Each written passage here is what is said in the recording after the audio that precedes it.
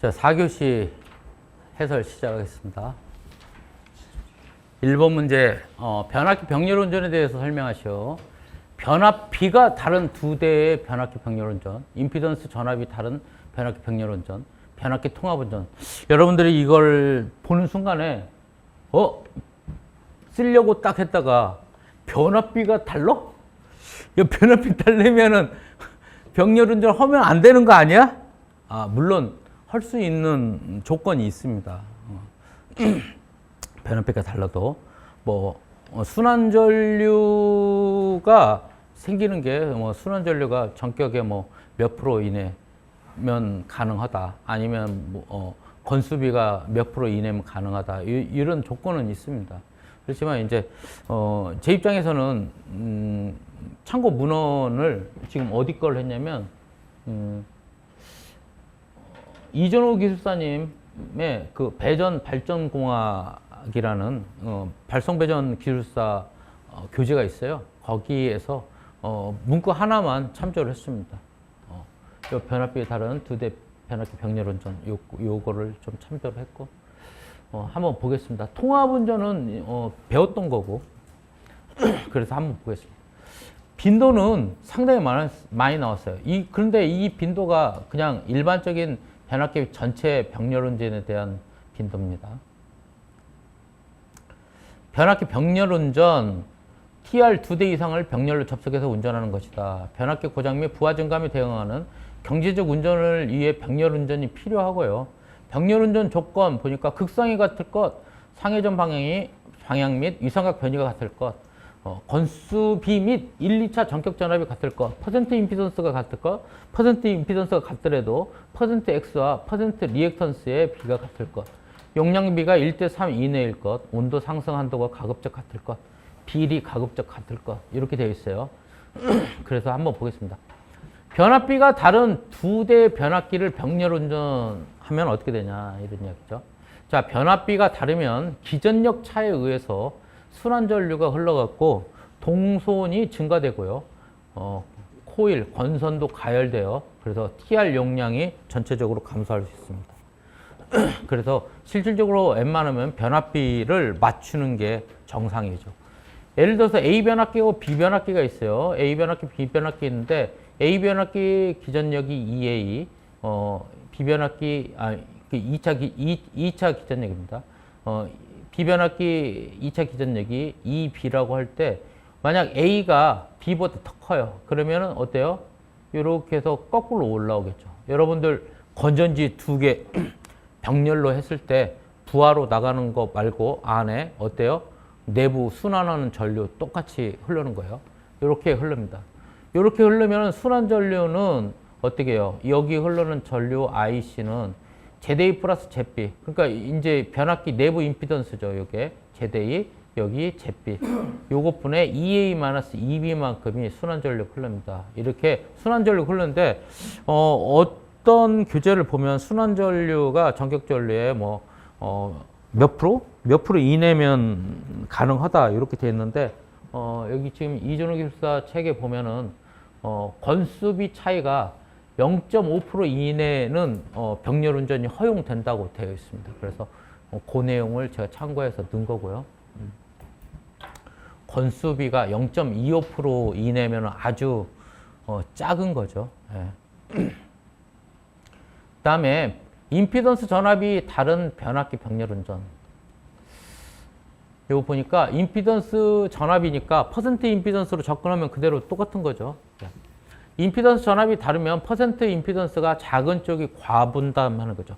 그러니까 이쪽이 더 많이 부담을 할 수밖에 없는 거죠. 임피던스 작은 쪽이 전류가 많이 흐르니까. 그렇죠? 그래서 A 변압기하고 B 변압기 있는데 A 변압기 분담 PA가 퍼센트 ZA분의 퍼센트 ZA 플러스 퍼센트 ZB분의 퍼센트 ZB PL. 그러니까 이 PL은 어때요? 이렇게 되는 거죠.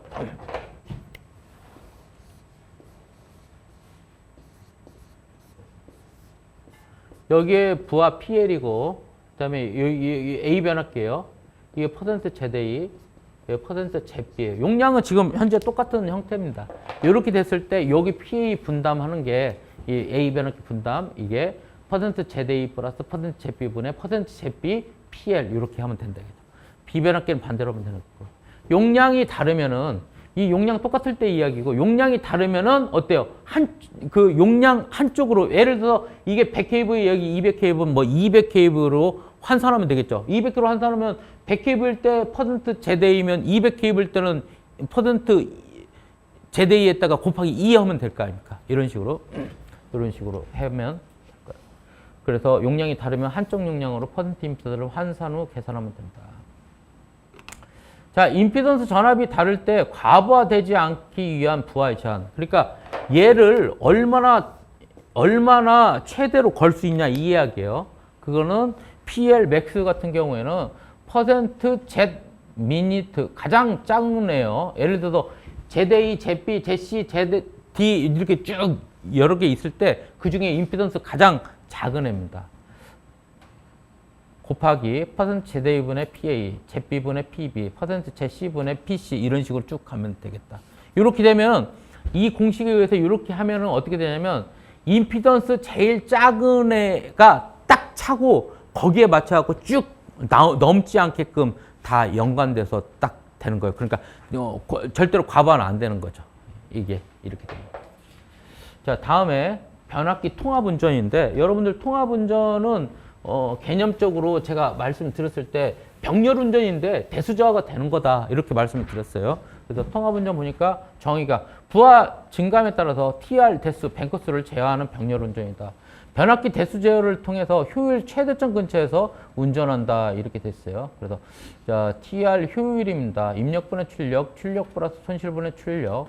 그래서 그대로 공식으로 표현한 거고 최대 효율 조건은 어떻게 돼요? M 부하율이 루트 PC분의 PI가 되는 게 이제 최대 효율 조건입니다. 이게 뭐냐면은 예를 들어서 여러분들 그 일반 수용가 측에 변압기를 설계해 가지고 올 때 뭐 최대 효율은 어느 정도냐면 한 뭐 부하율 뭐 75%? 뭐 70%요 정도 선에서 설계를 해야 해요. 배당 변압기는 뭐 한 60% 뭐 이 정도에서 설계를 해오고요. 그러니까 그 최대 효율점인 부하율로 맞추는 거예요. 그래서 부하율이 너무 높거나 너무 낮으면은 어때요? 변압기를 투입하고 빼고 해가지고 그 최대 효율이 되는 부하율 정도로 맞춰주는 거예요. 그게 이제 실은 대수제어입니다. 그래서 이제 부하율이 낮으면 단독 운전 쪽으로 갈 수 있는 거죠. 그 다음에 부하율이 높으면 병렬 운전 쪽으로 갈 수 있는 거죠. 그래서 부하 변동에 대응하는 최대 효율 근처에서 운전한다. 그래서 뭐 TR 1, 2, 3 이렇게 돼 있을 때 만약 부하율이 높다 그러면 세 대를 다 하고 부하율이 중간이다 그러면 두 대 하고 부하율이 낮다 그러면 한 대만 운전하면 이런 식으로 하면 되겠습니다. 분산운전은 전력계통 연계 시 다음 항목을 설명하시오. 단독운전하고 자립운전, 연계계통 절연 방식에 따른 인버터 분류, 비정상 전환 및 주파수에 대한 운전 지속시간, 그 다음에 분산운전은 계통 지원 기능 이렇게 돼 있는데 여러분들이 아마 다른 건 몰라도 이것 때문에 힘들었을 거예요. 이거. 계통 지원 기능.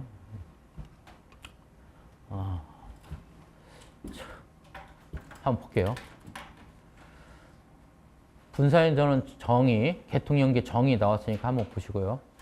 단독운전하고 자립운전. 자, 단독운전, 한전계통의 일부가 한전계통의 전원과 정기적으로 분리됐어요. 자, 한전계통의 일부가 지금 한전하고 어때요? 이게 지금 분리됐어요. 분리된 상태에서 분산 전원에 의해서만 지금 현재 가압된 겁니다.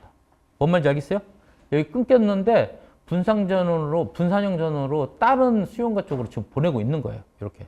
근데 이렇게 되면 돼요, 안 돼요? 안 돼요. 예. 계통의 정전 시 분산형 전원은 0.5초 이내에 계통에 대한 가압을 중지해야 됩니다. 그 다음에 자립운전이요. 자립운전은 분산형 전원이 한전계통으로부터 분리된 상태예요. 자, 보니까는 분산형 전원이 아예 분리됐어요. 분산형 전원이 아예 분리되어 있고 이 분리된 상태에서 이 분산형 전원에 어때요? 군의 계통에만 부하에만 전력하고 있어요. 그러니까 얘 끊어놓고 안에만 하는 거예요. 그러면 이거는 돼요, 안 돼요?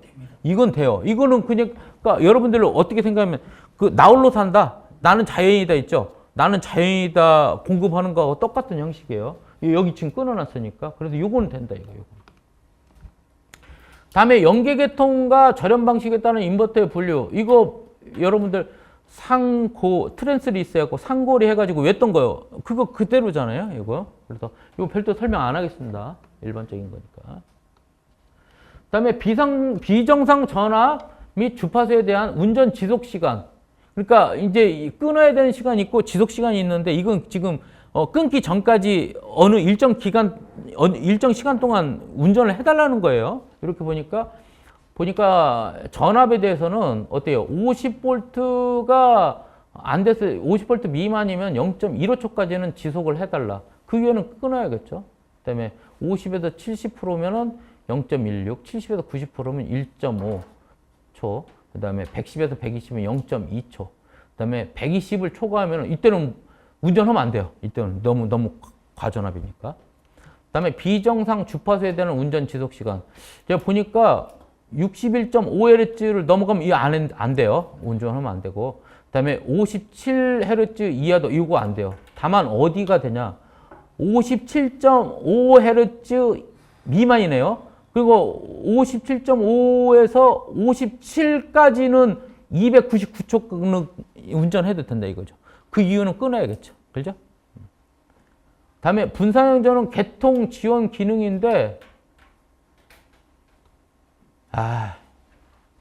저 이거 다음에 나오면 이 문제는 포기할래요. 이거 시간 되시는 분은 외우시고, 그래서 이게 이 정도까지 해야 되나? 일단은 여러분들 이거 어디 보면 나와 있냐? 분산현전은 배전계통 연기 기술 기준하고 분산현전은 배전계통 연기 기술 기준 가이드라인에 나와 있는 거니까 한번 보세요.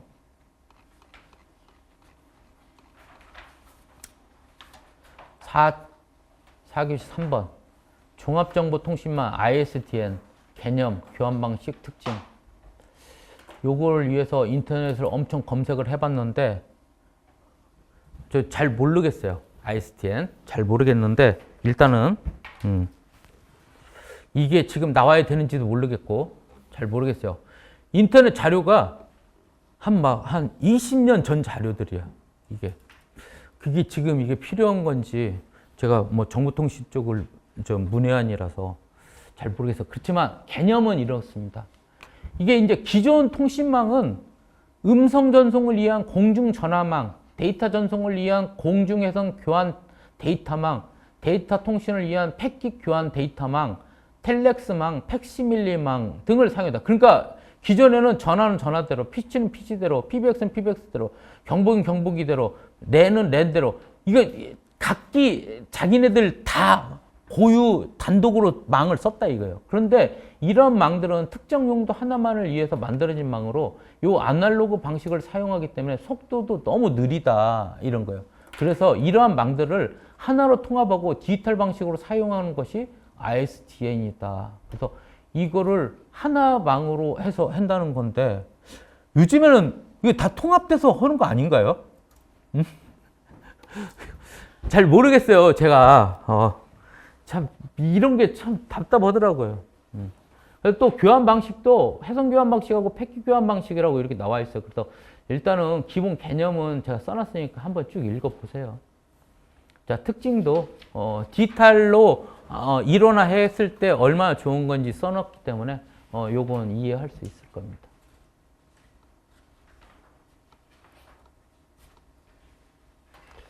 전력시설물 공사관리 업무 수행 지침에 대해서 설명하시오. 기성 및 준공검사, 처리 절차 포함, 시운전, 예비 준공검사. 그러니까 요거는 이제 여러분들 마지막 감리 공사를 다 완료하고 맨 마지막 단계입니다. 맨 마지막 단계. 그러니까 여러분들이 자 일단 뭐 기성 불출하려면 기성 검사를 해요. 그 다음에 나중에 이제 준공도서, 그러니까 준공 치려면은 준공 검사를 또 해요. 준공 검사 하기 전에 이렇게 시운전도 하고 예비 준공 검사도 하고 이러는데 그거 한 다음에 이제 실질 준공 검사를 이렇게 하는데 거기에 대한 내용을 물어본 겁니다. 그래서 이거 이제 법제처에 들어가서 전력시설물 공사감령 뭐 수행 지침 해갖고 행정규칙 쪽으로 보면 다 나와 있어요. 거기에 있는 내용 그대로 카피해갖고 넣은 겁니다. 그냥 여러분들이 좀 유심히, 좀 알고 있어야 되는 거 요겁니다. 이 절차.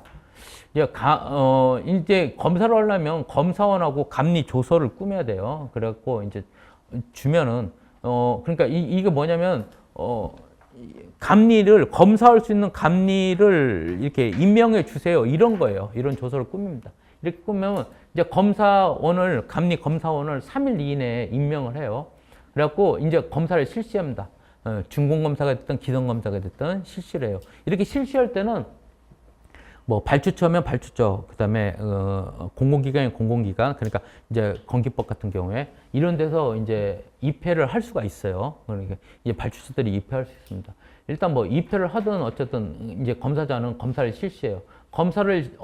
그러니까 검사원 임명은 3일 내까지 검사원 임명을 하고 임명이 되면은 8일 이내에 검사를 실시를 해요. 실시를 하고 그 다음에 검사 결과를 바로 보내요. 8일 될 때.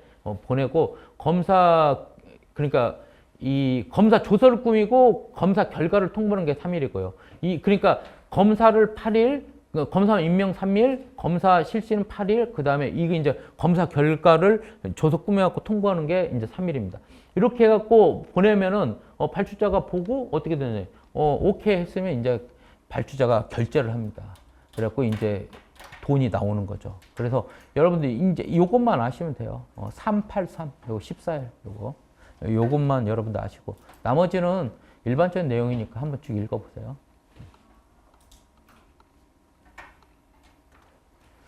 자, 5번은 발열선 시설 기준에 대한 다음 항목을 설명하시오. 파이프에 고정하는 발열성, 다음에 도로 주차장 또는 조형물, 조형제에 고정시켜 시설하는 발열선. 여기 이 발열선은 일반적으로 우리가 쓰는 발열선이고, 이거 뭐죠? 이거 바닥에다가 그죠? 그 로디팅 이런 애들이에요. 이거를 시설 기준이니까 아무렇게나 쓸 수는 없을 거 아닙니까?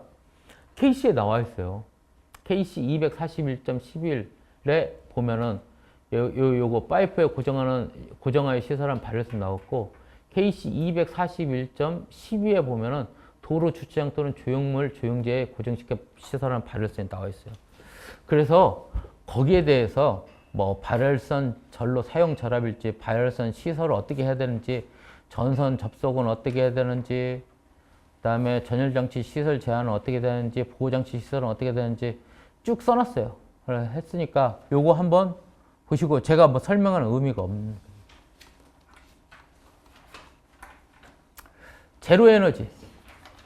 제로에너지 건축물이요. 제로에너지 빌딩입니다. 정의, 에너지 자립률, 연간 단위 면적당 1차 에너지 총 소용량, 그 다음에 건축물 에너지 관리 시스템, 인센티브 이렇게 했는데 교재에도 나온 문제죠. 자, 정의 보니까 고단열, 고기밀, 외피 등의 패시브 기술 및 그 다음에 고효율 설비 시스템의 액티브 기술을 통해서 건축물에 필요한 에너지를 최소화하고, 그 다음에 뭐예요? 태양광, 지열 등의 신재생 에너지를 생산을 통해서 에너지 사용량을 최소화하는 건축물이다. 그러니까 패시브 기술하고 액티브 기술을 합치고 거기다 신재생을 집어넣어가지고 이 건축물의 에너지 총 사용량이 빵이에요. 빵. 제로라는 거예요. 이렇게 되면은 실질적으로 제로 에너지 빌딩이 되겠습니다. 제로 에너지 빌딩 인증 기준은요. 에너지 자립률 20% 이상, 건축물 에너지 효율 등급 1++, 1++, 그 다음에 뱀스 또는 원격 검침 전자식 계량기 설치 확인을 통해서 인증을 해주고 있거든요. 그러니까 여기에 대해서 인증을 하니까 제로 에너지, 자, 문제 봐봐요. 제로 에너지 빌딩이 뭐냐? 여기 에너지 자립률 20% 이상이니까 에너지 자립률이 뭐냐? 건축물 에너지 효율 등급 1++인데 여기에서 연간 단위 면적당 1차 에너지 총 소요량을 요거 보고 이 등급을 내거든요. 그래서 요거. 그 다음에 뱀스 설치 확인을 하니까 건축물 에너지 관리 시스템 요거 하고, 이렇게 쓸 때 제로 에너지 빌딩을 했을 때 인센티브 뭐 나오냐. 그러니까 이 문제는 실질적으로 스토리가 있는 문제다. 이거는. 그래서 여러분들 한번 보겠습니다. 일단은 에너지 자립률이요. 에너지 자립률은 단위 면적당 1차 에너지 소비량분의 1차 에너지 생산량입니다. 곱하기 100%. 자, 제로 에너지 건축물 인증 등급 보니까 자, 기존에는 1, 2, 3, 4, 5등급까지 있었어요. 올 1월에 플러스 등급이 추가로 됐습니다. 그래서 이게 기존에는 이제 에너지 자립률이 100% 이상인데 이 100%를 초과하는 게 있어서 120% 이상을 플러스 등급을 하나 더 만들어 놓은 겁니다. 자, 연간 단위 면적당 1차 에너지 총 소요량 보니까 1차 에너지 소요량은 단위 면적당 에너지 소요량에 1차 에너지 환산계수를 집어넣는데 이 단위 면적당 에너지 소요량이 어떻게 해요?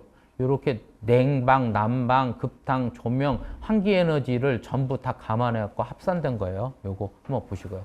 자, 이렇게 건축물 에너지 효율 등급 인증 등급을 보면은 어떻게 되냐? 주거용 건축물, 주거용 외 건축물에 따라서 1뿔뿔이면 연간 단위 면적당 1차 요거요. 1차 에너지 소요량이 60 미만, 여기는 80 미만, 주거용 외에는 이렇게 되면 1뿔뿔. 1뿔뿔이면은 어떻게 되냐면 60 이상 90 미만, 80 이상 140 미만. 이거 하면 1뿔뿔 여기 이상이면은 어때요? 제로 에너지 빌딩으로 인정해 주겠다 이겁니다. 이 나머지는 이제 제로 에너지 빌딩은 아니죠. 그다음에 뱀스입니다. 건물 내 에너지 사용 내역을 모니터링해갖고 최적화된 건물 에너지 관리 방안을 제공하고 계측, 제어, 관리, 운영 등이 통합된 시스템이다. 그래서 필요성 써놨고 구성도 돼 있어요. 구성 요소, 하드웨어적, 소프트웨어적 해가지고 놨고 뱀스 공공기관 설치 의무 대상이 어떻게 된다? 공공기관 에너지 전략 계획서 제출 대상 중 연면적 얼마요? 10,000회 이상 건축물 신축 또는 별동 증축할 때입니다. 자, 인센티브 보니까요. 자, 1등급까지밖에 안 나와 있죠. 그죠? 1뿔뿔은 아직 안 나온 거예요. 아니, 플러스 등급은 아직 안 나왔어요. 원래 지금 등급이 플러스 등급이 있잖아요. 그런데 이제 여기에 대한 인센티브가 각 개별 법에서 지금 정하고 있거든요. 각 개별 법까지는 아직 안 들어간 것 같아요. 그래서 인증 등급은 5등급까지 쭉 있어서 자, 건축 기준을 좀 완화해요. 용적률이나 건축물 높이 등을 완화합니다. 그 다음에 신재생 에너지 설치 보조금을 우선 지원해 주고요. 에너지용 합리화 자금을 지원해 주고요. 주택 도시기금 대출 한도 상향해 주고 주택 건설 사업 기반 시설 기부 체납 부담률을 완화해 주고 취득세 최대 20% 감면해 주고 건축물 에너지 효율 등급 인증 수수료 감면해 줍니다. 그래서 뭐 감면 비율 이렇게 나와 있으니까 한번 보시고요. 자, 이렇게 해서 4교시까지 마치고요. 전체적인 평을 하면은 이번 135회 시험 여러분들한테 너무 가혹한 시험이었다. 그렇지만 어때요? 항상 이렇게 나오지는 않아요. 항상 이렇게 나오지는 않으니까 너무 실망하시지 말고 여러분 기존 했었던 대로 공부하시면 여러분에 맞는 시험 문제가 나올 때가 있어요. 그때 잽싸게 나가시면 됩니다. 예, 오늘 고생 많으셨습니다. 감사합니다. 수고하셨습니다.